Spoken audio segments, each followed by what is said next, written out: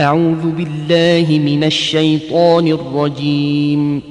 وما تكون في شأن وما تتلو منه من قرآن ولا تعملون من عمل إلا كنا عليكم شهودا إذ تفيضون فيه وما يعزب عن ربك من مثقال ذرة في الأرض ولا في السماء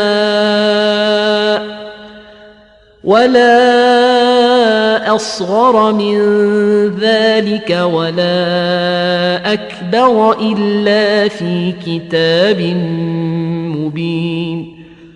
ألا إن أولياء الله لا خوف عليهم ولا هم يحزنون الذين آمنوا وكانوا يتقون لهم البشرى في الحياة الدنيا وفي الآخرة لا تبديل لكلمات الله ذلك هو الفوز العظيم.